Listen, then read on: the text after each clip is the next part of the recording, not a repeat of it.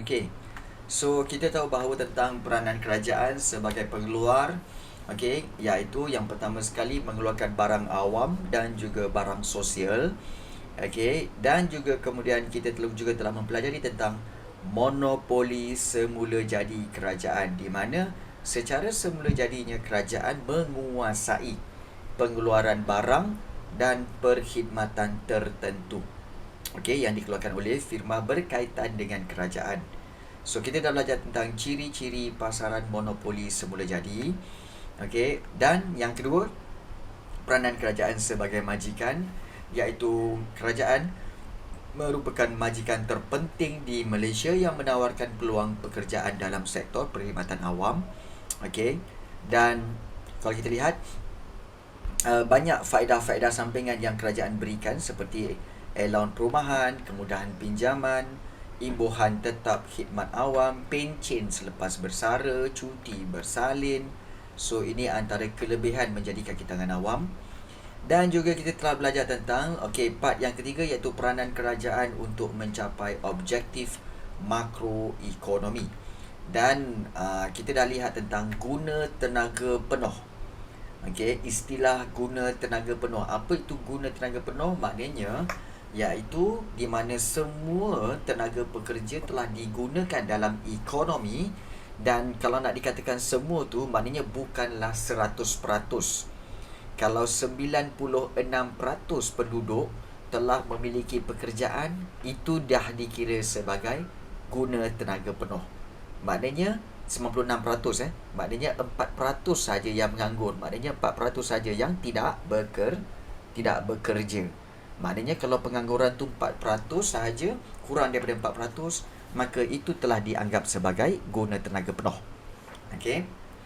Dan kemudian kalau kita dah lihat hari itu, iaitu tentang kestabilan harga, di mana kita tahu bahawa kalau harga tu stabil, okey, tidak terlalu banyak peningkatan dan tidak terlalu banyak penurunan, itu adalah baik untuk ekonomi. Tapi kalau dia terlalu tinggi, okey, menyebabkan inflasi. Tapi kalau dia terlalu rendah, dia akan menyebabkan deflasi ataupun kemelesetan ekonomi. Jadi apa yang kerajaan nak buat, iaitu nak menjamin stabil. Maknanya harga tu tak terlalu rendah, tak terlalu tinggi. Harga barang akan stabil je. So itu penting untuk menjaga kestabilan kuasa beli serta kos sara hidup pengguna ataupun masyarakat. So itu berkaitan dengan kestabilan harga. Baik. Yang ketiga kita nak tengok hari ini, iaitu pertumbuhan ekonomi. Okey. So hari itu kita dah masuk kesan inflasi dan deflasi. Hari ini kita masuk kepada pertumbuhan ekonomi. Okey, dan kalau kita lihat tentang pertumbuhan ekonomi ni, apakah maksud kepada pertumbuhan ekonomi? Okey, maksud pertumbuhan ekonomi ni ialah kita kata pertumbuhan, maknanya ekonomi berkembang. Pertumbuhan ekonomi. So prestasi ekonomi sebuah negara ni diukur melalui perubahan dalam tingkat keluaran barang dan perkhidmatan, iaitu perubahan dalam tingkat keluaran negara pada sesuatu tahun berbanding dengan tahun sebelumnya. Sekiranya tingkat keluaran negara bertambah, pertumbuhan ekonomi pun berlaku. Maksudnya apa? Contoh, katakan 2020, tahun 2020, ekonomi, tingkat ekonomi, keluaran ekonomi mencecah katakan 800 bilion. 800 bilion nilai produk, barang ataupun perkhidmatan yang telah keluar daripada negara kita sepanjang satu tahun pada tahun 2020. Katakan 800 bilion. Tetapi pada tahun 2021, tahun lepas 2021, oleh kerana COVID-19, maka ekonomi kita, pertumbuhan ekonomi kita adalah hanya sebanyak 700 bilion. Maknanya tahun 2020 800 bilion, tahun 2021 menjadi 700 bilion. Bermakna dia bukan pertumbuhan ekonomi, tapi ekonomi menguncung. Okey, maknanya ekonomi tidak bertumbuh. Pertumbuhan ekonomi ni maknanya peningkatan dia. Peningkatan. Maknanya kalau peningkatan bertambah, contoh daripada 800 bilion naik kepada 900 bilion. So itu baru dipanggil pertumbuhan ekonomi. Okay. So dia akan bandingkan dari setahun ke setahun ya. So pertumbuhan ekonomi ni kenapa cikgu penting? Maknanya pertumbuhan ekonomi ini akan mendorong perkembangan dalam aktiviti ekonomi. Maknanya lagi banyak produk dikeluarkan, maknanya lagi banyaklah peluang pekerjaan tercipta. Maknanya lagi banyak barang yang dikeluarkan, lagi banyaklah peluang pekerjaan. Bila lagi banyak peluang pekerjaan, maka berkuranglah pengangguran. Dan akan meningkatkan guna tenaga, secara tidak langsung akan meningkatkan pendapatan isi rumah dan negara, dan kesannya taraf hidup masyarakat akan meningkat. So, penting untuk mengejar pertumbuhan ekonomi yang tinggi supaya akan berlaku peningkatan kegiatan ekonomi, kemudian penambahan peluang pekerjaan, peningkatan guna tenaga, disusuli pula dengan kadar pengangguran menurun, peningkatan pendapatan negara, peningkatan kuasa beli dan permintaan agregat, dan yang terakhir peningkatan taraf hidup masyarakat. So itu kesan pertumbuhan ekonomi. Okey, boleh faham? Ada sesiapa yang tak faham tak? Tak faham boleh bertanya. Jangan diam je. Faham ke tak faham? Faham ya Aish? Okey. Bagus. Soalan ini yang cikgu suka. Okey. Permintaan agregat tu apa cikgu? Baik, permintaan agregat itu peningkatan kuasa beli dan permintaan agregat. Permintaan agregat ni maknanya adalah permintaan secara keseluruhan. Maknanya permintaan agregat ni bukan diminta oleh cikgu seorang, atau diminta oleh kamu, ataupun diminta oleh Aish ataupun Danisha, tak. Diminta oleh hampir majoriti rakyat Malaysia. Itu dipanggil permintaan agregat. Maknanya permintaan keseluruhan. Nampak tak? Secara keseluruhannya.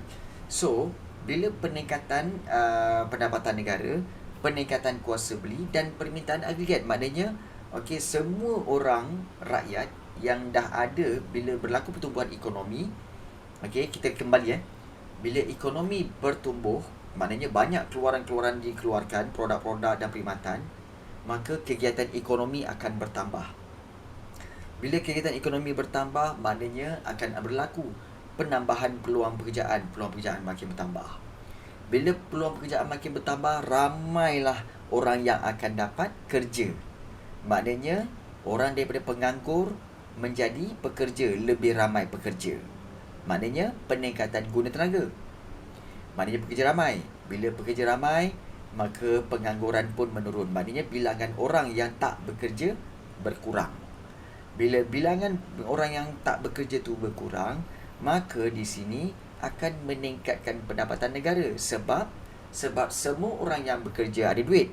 Bila semua orang yang bekerja ada duit, mereka mampu untuk membeli barang dan juga membayar cukai. Ya ke bayar cukai cikgu? Ya. Kamu pergi beli apa pun ada cukai. Kamu pergi McDonald, set RM15.59. Tengok kat situ RM15.59. Saya nak set tu lah, kan? Kemudian bila dia dah tekan set pump, bukan RM15.50 dah, dia akan jadi RM16.20. Kamu pun terkejut. Kat situ tulis RM15.50. Yang ini kenapa RM16.20? Tu 70 sen lagi tu cukai. Nampak tak? So, bila ramai orang membuat pembelian, maka ramai orang yang akan membayar cukai. Maknanya pendapatan negara meningkat. Bila pendapatan negara meningkat, maka seterusnya akan berlaku peningkatan kuasa beli. Maknanya rakyat ada duit untuk membeli. Maknanya rakyat punya kuasa untuk membeli tu bertambah. Dan bila kuasa beli tu bertambah, maka berlakulah permintaan agregat. Maknanya permintaan keseluruhan. Semua orang akan minta pembelian. Semua orang akan buat permintaan. Permintaan agregat. Dan bila permintaan agregat itu dipenuhi apa semua, maka peningkatan taraf hidup masyarakat. Sebagai contohlah, bila ekonomi bertumbuh, semua orang dapat kerja. Tidak ada yang menganggur. Bila semua orang dapat kerja, semua orang ada dah beli barang apa semua, ada duit lebih. Duit lebih ni nak buat apa? Ramai pula orang meningkatkan taraf hidup dengan apa? Dulu kita ada TV je, tengok RTM TV 1, TV 2, TV 3. Sekarang kita upgrade lah. Kita ambil Astro nak. Ambil Astro Enjoy. Bulan-bulan RM50. Kemudian bila ada duit lebih lagi, kita ambil Enjoy, tak cukup lah. Kita ambil lah full package, siap HBO dan sukan, boleh tengok bola sepak dan sebagainya. Dah naik menjadi bayaran bulanan RM120 sebulan. Maknanya apa? Kuasa beli telah meningkat. Dia mampu bayar. Dan dia buat permintaan. Dan bila buat permintaan apa? Permintaan yang berkaitan kehendak. Dan bila dia naik, upgrade daripada Enjoy pergi kepada full package Astro tu, maknanya apa? Taraf hidup dia meningkat. Orang cakap apa? Kau tengok Enjoy lagi? Tak. Aku dah tak tengok Astro Enjoy. Aku tengok sekarang ni full package HBO dengan sukan. Datanglah rumah. Nak tengok sama-sama Liverpool lawan MU. Nak tengok MU masuk dalam gua balik ke? Contoh. Jadi itu peningkatan taraf hidup masyarakat. So itulah dia maksud permintaan agregat dan juga berkaitan pertumbuhan ekonomi ni. Boleh faham tak? Boleh faham? Allahu Akbar. Boleh Wassalam puan. Allahu Akbar. Inna lillahi wa inna ilaihi raji'un.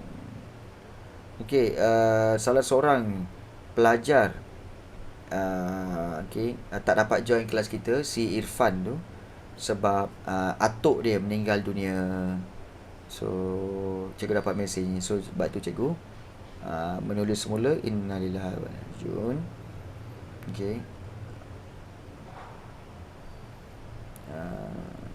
Sekolah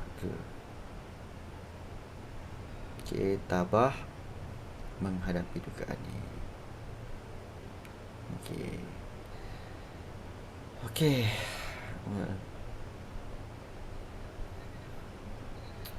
Orang yang selalunya, orang yang cemerlang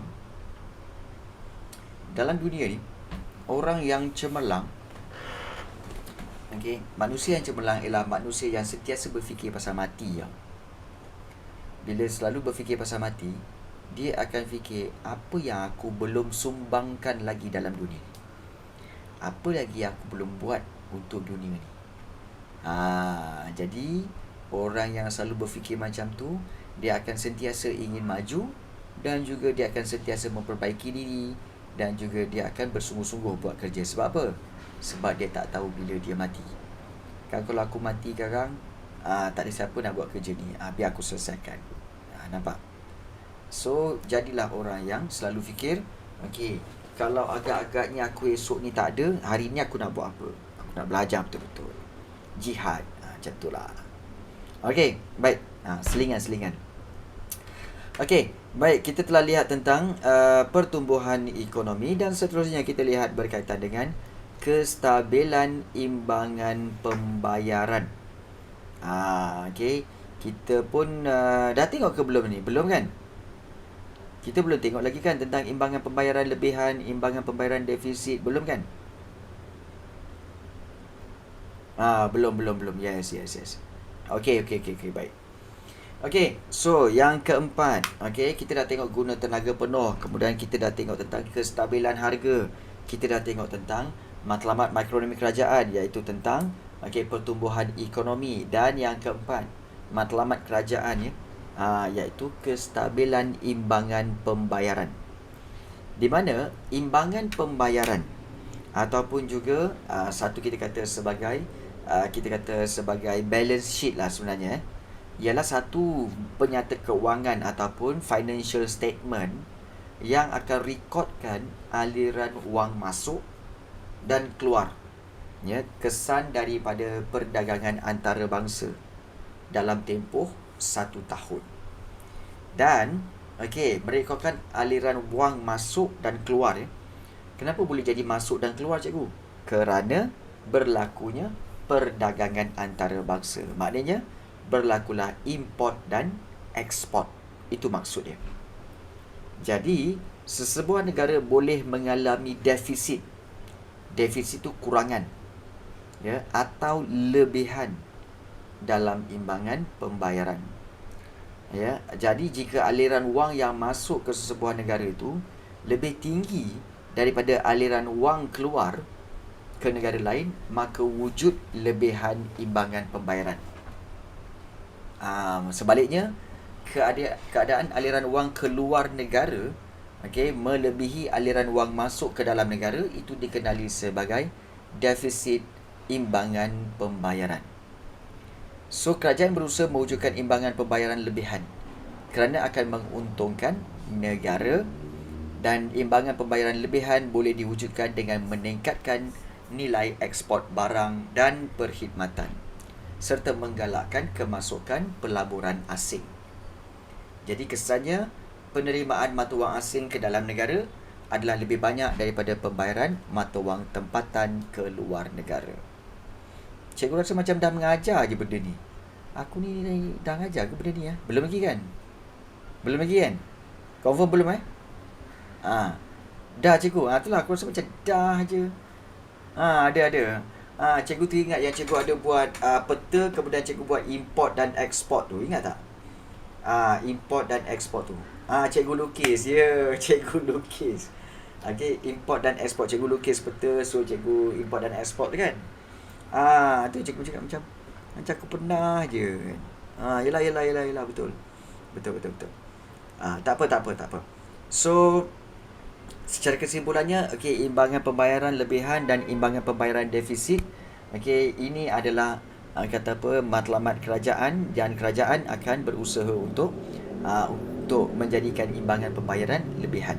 So, sebenarnya kerajaan memang kejar 4 perkara ini, ya. 4 perkara ini, iaitu matlamat kerajaan untuk mencapai objektif makroekonomi negara. Maknanya kerajaan berusaha untuk mencapai guna tenaga penuh, 1. Kemudian yang kedua, kestabilan harga. Yang ketiga, pertumbuhan ekonomi. Dan yang keempat, kestabilan imbangan pembayaran. So, inilah yang dikatakan sebagai peranan kerajaan dalam makroekonomi. So, tak susah pun sebenarnya. Cuma selepas ini kita akan lihat iaitu berkaitan dengan topik seterusnya, iaitu kita lihat peranan kerajaan. Satu lagi peranan kerajaan dalam mengawal selia pengeluar dan externality negatif. So, kerajaan kita tahu dia mengawal selia pengeluar, maknanya kita kata sebagai monitor pengeluar, dan juga externality negatif. Apa tu, cikgu? Jom kita tengok. Baik, matlamat firma dalam ekonomi. Kita tahu firma ni sebenarnya adalah sebuah syarikat yang ada kilang, yang ada pejabat, dan juga ada store, ada gudang. So, itu firma. Matlamat firma dalam ekonomi adalah untuk memaksimumkan keuntungan, of course. Firma saja memang dia punya matlamat maksimumkan untung. Oleh itu, aktiviti pengeluaran barang dan perkhidmatan yang firma buat tu mungkin menjejaskan kebajikan masyarakat. Dengan cara apa? Dengan apabila firma mengeksploitasi pengguna. Mengeksploitasi ni maknanya kita kata sebagai mengambil kesempatan. Mengambil kesempatan ke atas pengguna. Itu mengeksploitasi. Dan juga satu lagi iaitu mungkin firma juga akan menimbulkan kesan externality negatif. So mungkin ada yang bertanya, apa tu externality, cikgu? Baik, kalau kita tengok sebelah kanan tu cabar diri anda, okey, externality dikatakan menggambarkan ketidakcekapan dalam pasaran atau kegagalan dalam sistem harga. Itu externality dalam konteks ekonomi. Tapi sebenarnya externality ni maknanya senang cerita lah.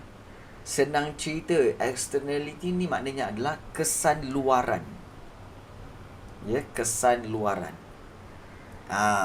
Contoh lah. Okey, contoh katakanlah, okey, firma A, okey, dia keluarkan barang, iaitu dia keluarkan tayar. Katakan kilang cikgu kena lukis ni. Abang kata Danisha kan, elok cikgu lukis. Cerita-cerita je kan tak faham. Okey, baik. Baik. Katakan ini kilang. Okey, dan let's say ini kilang.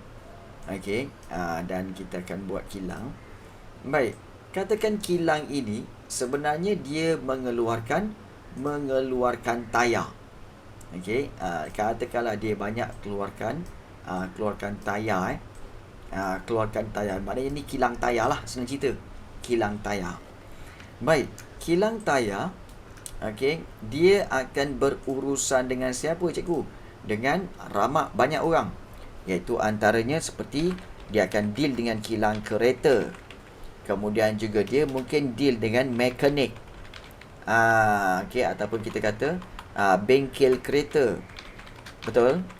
Bengkel kereta dan sebagainya. Kemudian juga mungkin kilang juga ada deal dengan kita kata sebagai pemilik kereta, okey, dan sebagainya. Jadi, okey, apabila kilang ini membuat atau mengeluarkan produk dia iaitu tayar, so target tayar tu sebenarnya kepada orang-orang seperti ini. Okey. Maknanya tayar itu untuk tumpuan pemilik atau kilang-kilang kereta, bengkel kereta ataupun pemilik kereta. So dia buat tayar ni, bagus. Maknanya kita tahu bahawa di sini ini adalah pihak yang pertama. Okey, pihak pertama. Kemudian yang ini adalah pihak kedua, betul? Pihak yang kedua. Di sini. Okey, pihak yang kedua.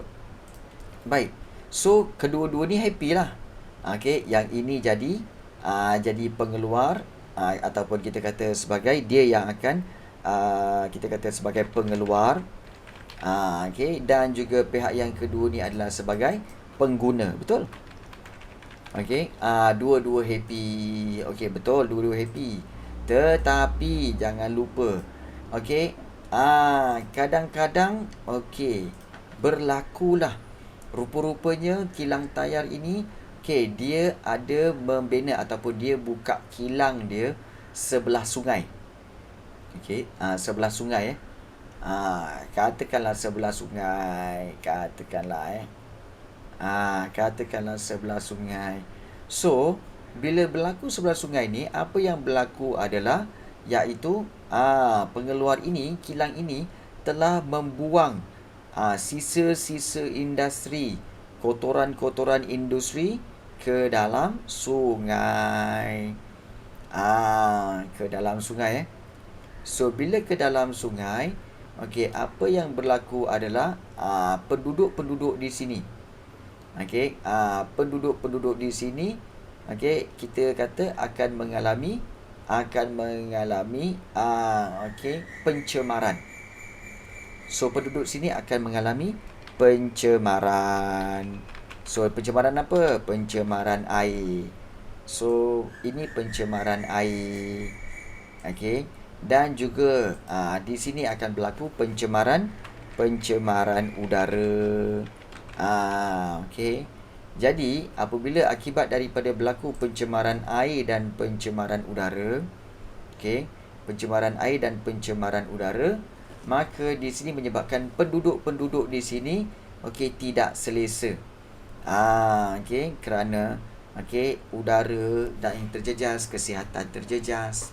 So, yang dikatakan externality, ini yang keluaran produk kepada kilang kereta semua, ini pun dipanggil externality.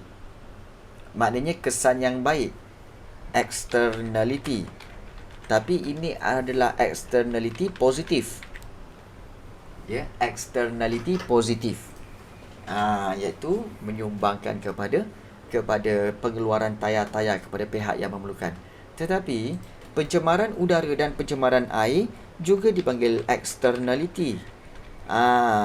Externality, iaitu dipanggil externality negatif. Maknanya pencemaran udara dan pencemaran air itu di kawasan kilang itu telah menjadi externality negatif bagi kilang tersebut. Itulah dia. Pencemaran yang berlaku itulah externality negatif. So, siapa yang nak kontrol benda ni? Siapa yang nak kawal semua ni? Siapa yang nak kawal? Yang tak lain tak bukan, yang hanya mampu boleh mengawal semua externality ni adalah di pihak kerajaan. Kenapa kerajaan? Sebab kerajaan boleh menggubal undang-undang untuk ketatkan kawalan pencemaran udara ataupun pencemaran. Kemudian juga kerajaan boleh mengambil tindakan terhadap pihak yang langgar undang-undang. So, macam itulah. Jadi kita nampak tak kepentingan kerajaan, iaitu pihak yang akan mengawal selia. So, kerajaan akan monitor ataupun kerajaan akan kita kata sebagai akan memeriksa, akan kita kata memastikan pihak pengeluar, iaitu pihak firma akan bergerak seperti yang ditetapkan dan juga tidak melanggar undang-undang. Dan paling penting, pihak kerajaan juga akan memastikan pihak pengeluar ini tidak akan mengeksploitasi pengguna. So, dia akan pastikan bahawa pihak pengeluar ini tidak mengeksploitasi pengguna, pihak yang kedua. Jadi ini dipanggil externality negatif. Boleh faham tak? Apa itu externality? Boleh faham? Boleh ke tak boleh? Senang cerita, externality itu adalah kesan luar daripada proses pengeluaran. Faham tak Danisha, Khairina, Aish? Okey.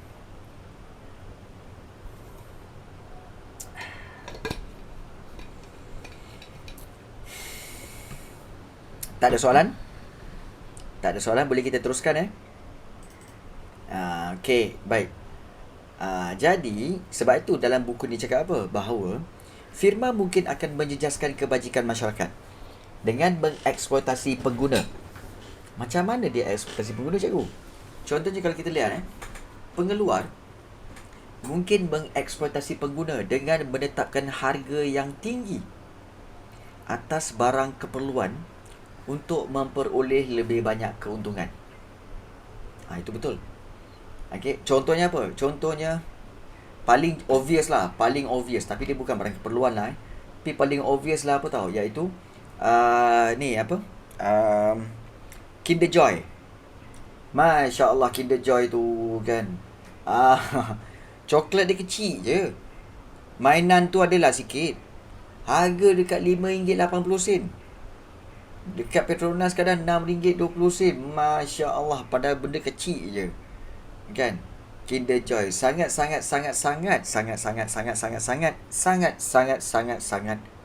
tidak berbaloi. Okey. Jadi itu sebenarnya eksploitasi ya. Maknanya pihak kinerja patut meletakkan harga yang setimpal dengan produk yang diberikan, bukannya letak sampai RM5.5, RM6.5 kan. Dah lah coklat je kecil je. Mainan pun alahai. Baik lagi Lego lah daripada dia. Kan? Jadi itu kita boleh kategorikan sebagai mengeksploitasi. Ya, mengeksploitasi. Okey. Okey, so siapa yang nak kawal? Kerajaan lah. Okey, pengeluar juga mungkin menjual. Okey, sebab nak untung, pengeluar juga mungkin akan menjual barang yang tidak selamat digunakan atau tidak berkualiti kepada pengguna. Oleh itu, kebajakan pengguna terjejas kerana dikenakan harga mahal atau mendapat barang yang tidak bermutu. So, externality negatif merujuk kepada kos luaran yang ditanggung oleh masyarakat selain pengeluar dan pengguna barang-barang itu. Dan externality negatif yang berlaku termasuklah pencemaran udara akibat pelepasan asap. Mungkin pencemaran air akibat pembuangan sisa industri dan penebangan hutan secara berleluasa. Okey. Dan externality negatif ini akan menjejaskan kehidupan serta kesihatan masyarakat dan seterusnya mempengaruhi taraf hidup mereka. So, inilah antara contoh-contoh pelbagai externality negatif daripada aktiviti pengeluaran. So kita kata kos luaran merupakan kesan luaran yang memudaratkan masyarakat akibat aktiviti ekonomi yang dijalankan. So itu siapa yang kena kawal ni? Kerajaan lah. Sebab itu dia tulis peranan kerajaan dalam mengawal selia pengeluar. Maknanya untuk monitor, supervise kan, iaitu pengeluar-pengeluar tu. Dan juga kerajaan mengawal externality negatif. Maknanya kesan-kesan kesan-kesan ketiga, iaitu pencemaran dan sebagainya. Itu kerajaan kena buat. So, kerajaan sebagai pemerintah sebuah negara berperanan untuk mengawal selia kegiatan pengeluaran.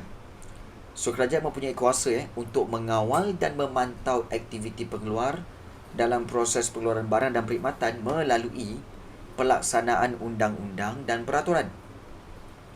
Maknanya kerajaan boleh buat satu undang-undang, kemudian buat peraturan. Untuk apa? Untuk mengawal pengeluar-pengeluar ini. Dan juga kerajaan boleh memberikan subsidi, bantuan kewangan. Subsidi itu bantuan kewangan, serta juga mungkin boleh mengenakan cukai. Okey, so kita akan tengok satu-satu. Okey, kalau kita lihat contohnya di bawah tu undang-undang dan peraturan. Kerajaan telah menetapkan peraturan dan undang-undang tertentu dalam operasi sistem pasaran untuk mengawal selia aktiviti pengeluar ni demi menjaga kebajikan masyarakat. Contoh, kalau kita lihat undang-undang ni, undang-undang merupakan suatu peraturan atau segala peraturan yang digubal oleh kerajaan dan mesti dipatuhi oleh masyarakat.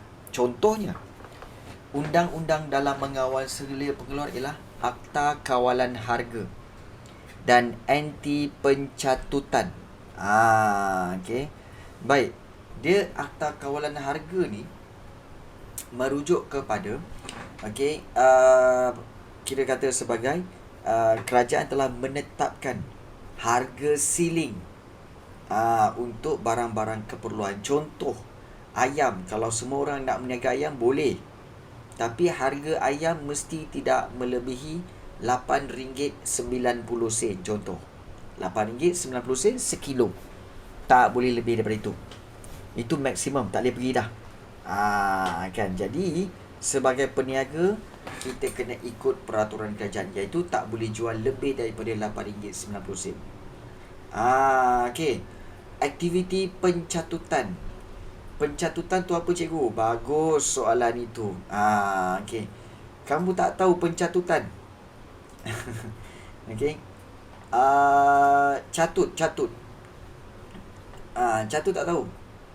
Pernah dengar tak? Tak pernah dengar Tak pernah dengar. catut. Kalau okey, catu tu mungkin ramai yang tahu. Okey, tapi catut tu. Okey. Baik. Okey, kalau catut tu bermaksud okey. Okey, ramai yang tanya ke? Tak tahu. Okey, baik. Ramai yang tak tahu. Catut ni maknanya aktiviti untuk menaikkan harga barang. Okey. Orang berniaga mengambil keuntungan yang melampau. Okey. Ni cikgu ambil daripada Kamus Dewan sendiri. Jom kita tengok Kamus Dewan dia kata apa. Okey, yang ini. Okey, kamu lihat catut. Okey, catut. Okey, pencatut. Orang yang berniaga dalam pasar gelap. Orang yang berniaga dengan mengambil untung yang melampau-lampau. Itu catut. Orang yang mencari uang dengan jalan haram. Okey, harga catut. Maknanya harga yang lebih tinggi daripada harga rasmi. Itu harga catut. Okey. Dan kalau mencatut maknanya menjual sesuatu dengan mengambil untung yang melampau-lampau. Okey. Dan itu catutan adalah hasil atau keuntungan yang diperoleh daripada kerja mencatut. Maknanya daripada kerja-kerja kita kata mengambil keuntungan yang melampau. Contoh macam ni lah. Korang tengok barang ni. Okey. 3 barang ni sama. Okey. Ada yang jual RM12 sebenarnya. Ada yang jual RM26. Tapi kat sini dia jual RM137. Bezanya apa? Dia letak dalam kotak aja. Okey. Jadi ini contoh catutan. Catut tu maknanya meletakkan harga secara melampau. Catut. Boleh faham? Boleh faham catut tu? Boleh faham Okey, so kalau kita lihat kalau kita lihat undang-undang, okey, ada undang-undang dalam mengawal sila pengeluar iaitu Akta Kawalan Harga dan Anti Pencatutan. Okey, iaitu anti kepada harga tinggi yang melampau. So, peraturan juga merujuk kepada segala yang telah ditentukan dan harus dipatuhi. Contohnya, melabelkan bungkusan makanan dengan menepati kandungan sebenar makanan. So, hal ini merupakan peraturan yang harus dipatuhi oleh semua pengeluar.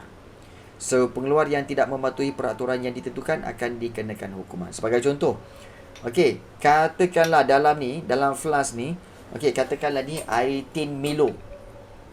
Milo Milo yang botol hijau tu kan, air Milo. So, okey, dia kena tuliskan mention kat sini. Kalau kamu tengok tin Milo tu, kat belakang tu ada tulis dia punya ingredients. Okey, ingredients dia. Okey, apakah barang dia? Ada susu, ada coklat, kemudian air dan sebagainya. Kemudian ada khasiat dia. Khasiat dia, okey, dia punya karbo berapa persen. Kemudian dia punya sugar berapa persen. Dia punya protein berapa persen. So, itu adalah label bungkusan makanan. Okey, dan perlu menepati kandungan sebenar makanan itu. So, hal ini merupakan peraturan yang harus dipatuhi oleh semua pengeluar, dan pengeluar yang tidak meletakkan perkara itu, okey, akan dikenakan hukuman. So, siapa yang buat undang-undang ini? Kerajaan. Kerajaan yang akan buat undang-undang dan peraturan ini. Baik. Kemudian, okey, kerajaan juga, okey, selain daripada undang-undang ini, okey, undang-undang ini dapat mengawal eksploitasi pengguna. Okey, untuk mengawal eksploitasi pengguna, kerajaan telah mengisytiharkan sesetengah barang penggunaan asas sebagai barang kawalan. Peniaga tidak dibenarkan menaikkan atau menurunkan harga barang yang dikelaskan sebagai barang kawalan tanpa persetujuan kerajaan. Dan ini adalah antara contoh barang kawalan: gula, ayam, susu, tepung gandum, roti putih, topeng muka, simen dan klinker. Ini semua adalah barang-barang yang harga dia harga kawalan. Supaya apa? Kalau tak terkawal, alamannya akan menyusahkan rakyat kerana harga yang melambung tinggi. Maknanya penduduk-penduduk yang kategori B40 tidak dapatlah menikmati makanan-makanan ini. So, itu adalah tidak patut. Sebab itu kerajaan memberikan atau mengenakan semua barang ini sebagai barang kawalan. Dan kerajaan juga melaksanakan dasar harga dan kuota dan dengan tujuan untuk mengawal harga pasaran supaya rakyat mampu membeli di samping tidak merugikan pengeluar. Baik, ada dua jenis dasar, iaitu dasar harga maksimum dengan dasar harga minimum. Apa beza dia, cikgu? Dasar harga maksimum ialah dasar penetapan harga yang lebih rendah daripada tingkat harga keseimbangan. Jadi, kebajikan pengguna dapat dijaga supaya pengguna dapat membeli barangan dengan harga yang berpatutan. Mungkin ada yang tak faham Cikgu Lukias jugalah. Baik, dia begini. Tadi dikatakan bahawa dasar harga maksimum iaitu satu dasar di mana kerajaan akan meletakkan harga sesuatu barang di bawah daripada harga keseimbangan. So, mungkin kamu akan tertanya, cikgu, apa tu harga keseimbangan? Harga keseimbangan ialah harga di sini. Baik. Boleh cerita tak? Yang kiri ke kanan ni, ini keluk apa ni? Keluk apa? Kiri ke kanan, naik atas. Itu keluk apa? Penawaran ke permintaan? Keluk penawaran ke keluk permintaan? Siapa boleh jawab? Ya. Karina tahu Karina? Baik. Betul. Itu adalah penawaran. Betul. Danisha. Kalau yang ini penawaran, bermakna yang ini adalah keluk permintaan. Yes, permintaan. So, dah ada penawaran, dah ada permintaan. So, kalau kita lihat di sini, yang ini adalah harga, kita tahu. Ini adalah garis paksi harga dan ini adalah kuantiti. Baik, kuantiti. Jadi, kita tahu yang dimaksudkan harga keseimbangan itu apabila permintaan, garis permintaan dengan garis penawaran bertemu di titik tengah ini yang dipanggil equilibrium. Betul? Equilibrium.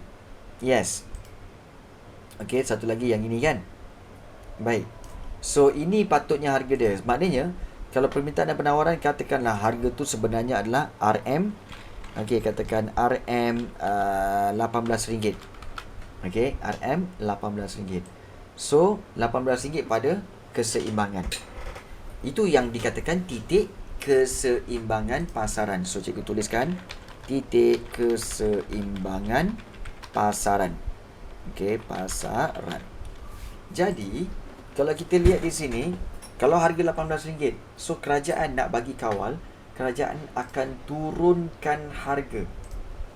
Sampai ke sini. Let's say lah kat sini. Let's say lah kat sini.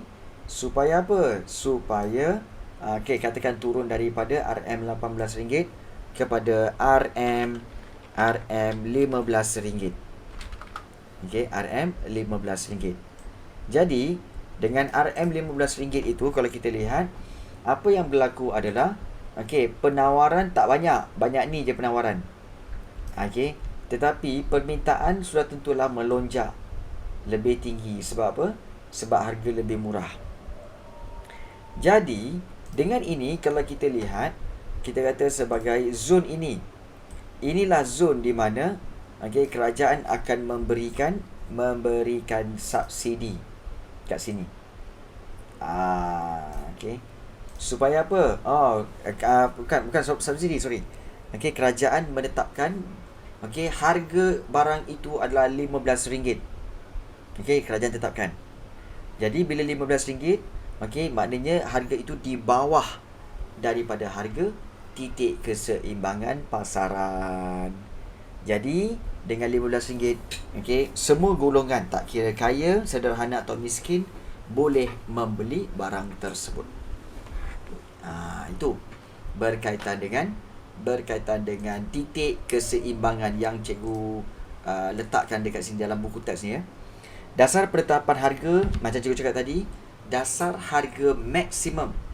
Maknanya harga maksimum ni ialah harga yang paling tinggi yang kerajaan tetapkan. Namun kerajaan tetapkan walaupun pada paling tinggi, tapi itulah yang lebih rendah daripada tingkat harga keseimbangan tadi. Jadi kesannya pengguna dapat, kebajikan pengguna dapat dijaga supaya pengguna dapat membeli barangan dengan harga yang berpatutan. Cuma macam baru-baru ni cikgu amat terkejut. Baru-baru ni cikgu pergi ke Al Ihsan.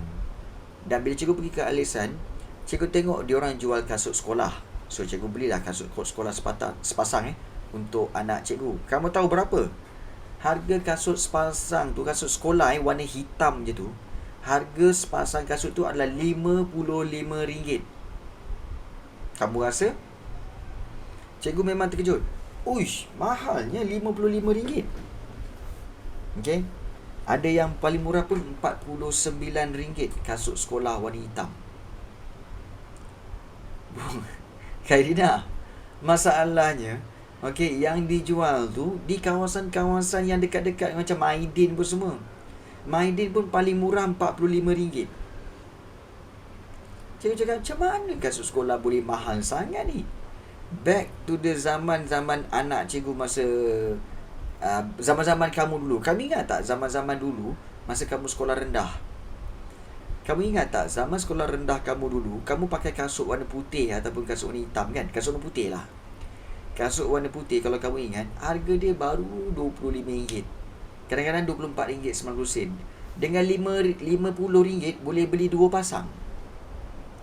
Ini sepasang kat RM55. Kalau 2 pasang RM100. Oh boy.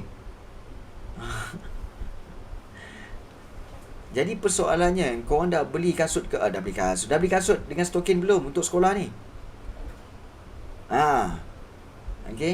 Jangan korang bercuti je, korang lupa. Belum lagi pakai je lah apa yang ada ya. Aish. Pakai je lah apa yang ada ya.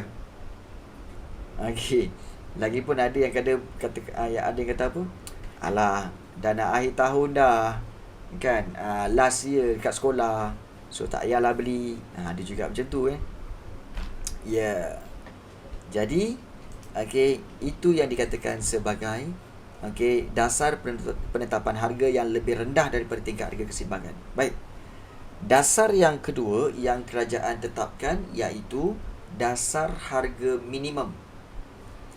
Dasar penetapan harga yang lebih tinggi daripada tingkat harga keseimbangan. Macam mana boleh tinggi cikgu? Dia begini.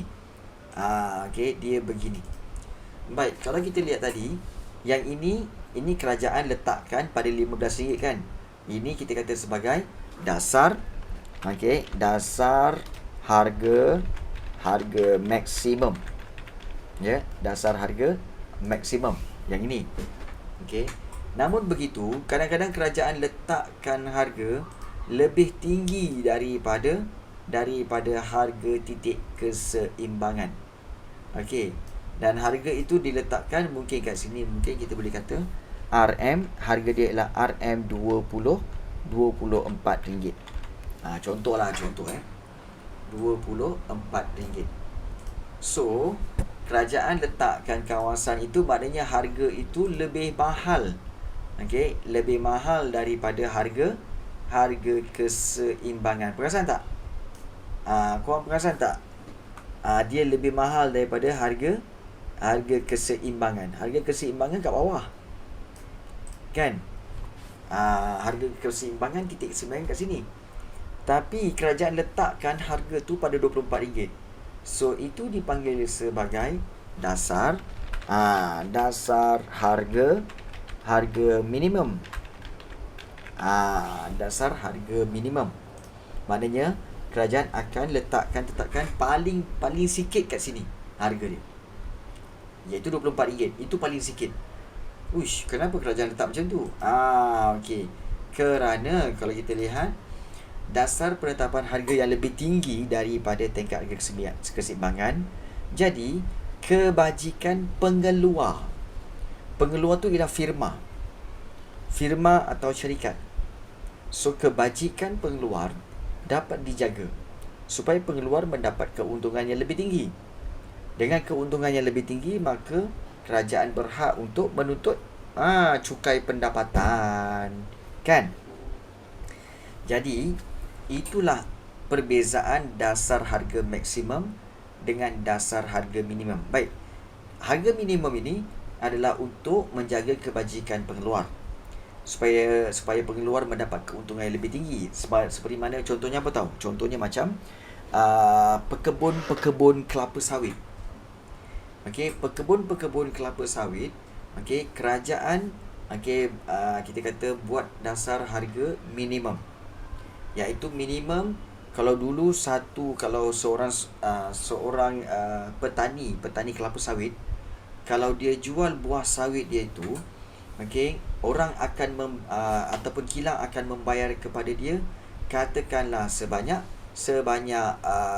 kita kata sebagai RM700 satu tan. RM700 satu tan. Tapi bila kerajaan kata dasar harga minimum, okey, dasar harga minimum iaitu paling sikit harga yang kamu kena beli untuk dapatkan minyak sawit ini adalah RM1,000 bersamaan satu tan. Jadi kerajaan tetapkan lebih tinggi. Dan siapakah yang untung nanti? Yang untung adalah iaitu pengeluar ini. Maknanya peladang kelapa sawit, dan juga banyak lagi lah. So mereka dapat keuntungan. Sebab apa? Sebab kerajaan tetapkan harga yang lebih tinggi daripada tingkat harga keseimbangan. So senang ceritanya apa tahu? Dasar harga maksimum untuk menjaga kebajikan pengguna. Tapi kalau dasar harga minimum untuk menjaga kebajikan pengeluar, maknanya kebajikan firma. Itu perbezaan utama dasar harga maksimum dengan dasar harga minimum. Baik, dan satu lagi iaitu kuota. Apa itu kuota? Kuota ialah had penawaran sesuatu barang pada suatu tingkat kuantiti yang tertentu. Okey, had penawaran sesuatu barang pada suatu tingkat kuantiti yang tertentu. Ini untuk mengatasi masalah lebihan atau kurangan barangan di pasaran. Sebagai contoh, contohnya apa tahu? Macam kerajaan telah menetapkan bahawa pengeluar ataupun pengimport kereta daripada Malaysia. Orang-orang Malaysia ni dia ada company yang dia boleh import atau bawa masuk kereta daripada Jepun, seperti kereta Honda, Toyota, Nissan dan sebagainya. So kerajaan tetapkan bahawa kalau nak bawa masuk boleh, tapi bilangan yang dihadkan adalah sebanyak 1,000 unit sebulan.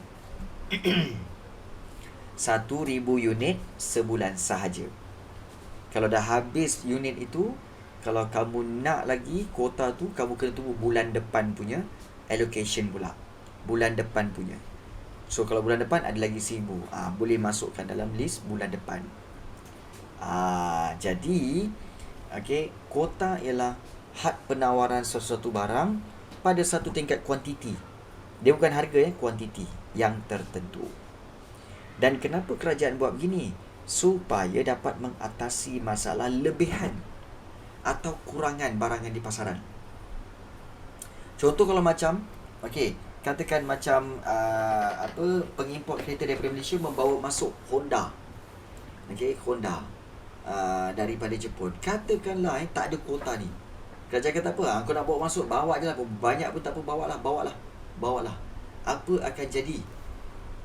Okey, bilangan kereta akan berlebihan dalam negara kita. Maknanya masalah lebihan. Ataupun kalau katakan pengimport kata aku tak nak buat lah, aku tak nak import lagi kereta Jepun, biarlah. So ini akan menyebabkan produk itu mengalami kurangan barangan. Maknanya bilangan barangan itu tak banyak dalam pasaran. So permintaan banyak, tak mencukupi. Jadi itu kuota.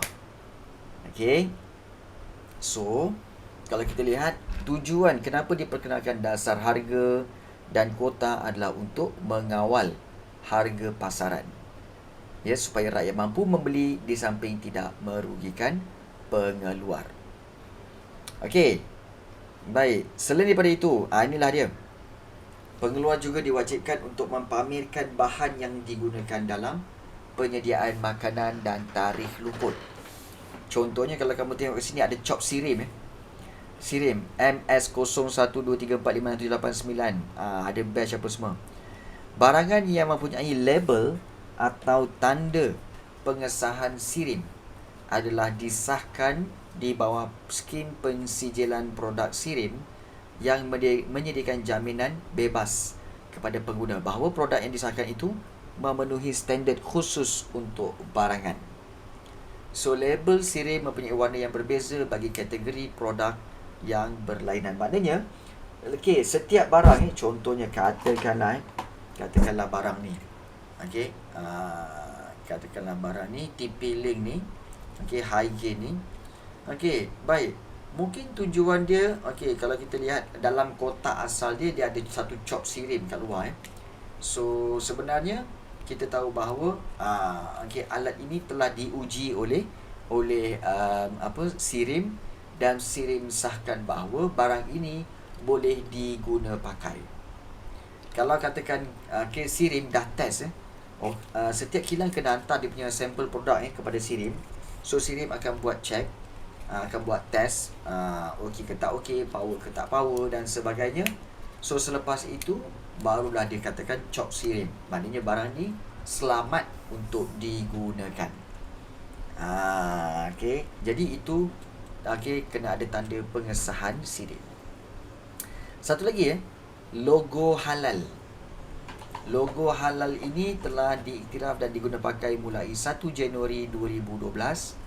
Barangan yang mempunyai logo halal yang dikeluarkan oleh JAKIM adalah sesuai dan selamat digunakan oleh pengguna yang beragama Islam. Dan barangan ini telah disahkan oleh JAKIM bahawa tidak mengandungi bahan yang haram dan tidak disedia, diproses atau disimpan dengan kaedah yang haram mengikut hukum syarak.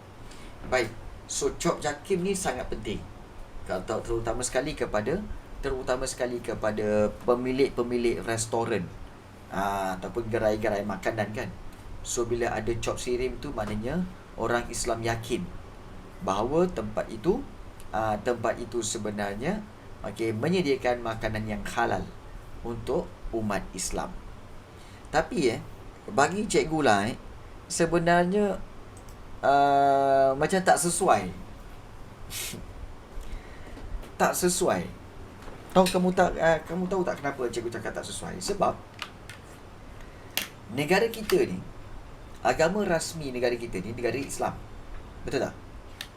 Agama rasmi persekutuan ialah agama Islam.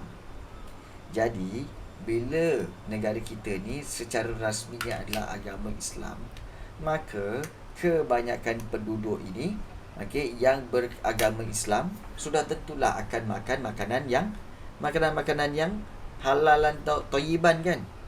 Maknanya makanan-makanan orang Melayu dah tentulah halal. Satu.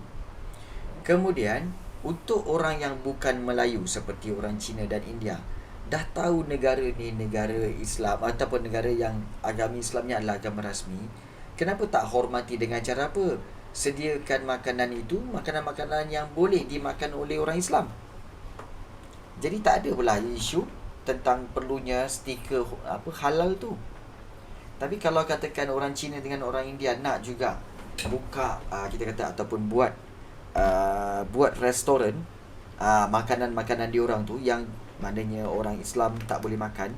So sepatutnya JAKIM keluarkan satu stiker CHOP, iaitu tanda apa? Bukan tanda halal, tapi tanda haram lah. Betul tak? So yang halal tak payahlah tampal halal, yang haram tampal haram. Sebab majoriti kita orang Islam, orang Melayu. Betul tak? So kalau patutnya kena ada stiker, bukan stiker halal, tapi sepatutnya keluarkan stiker haram. Sebab stiker haram itu kita boleh sahkan, oh ini haram.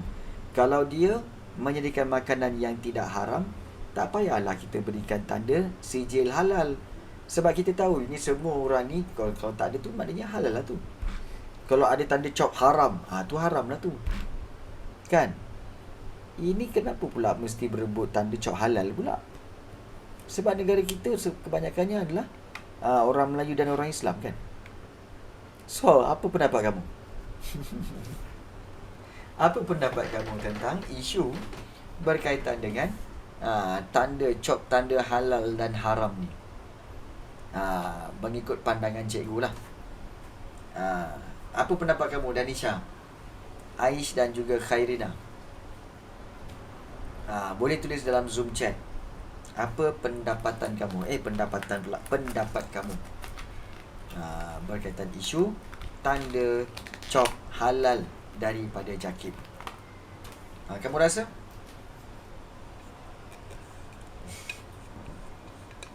Mungkin Khairina ada jawapan dia.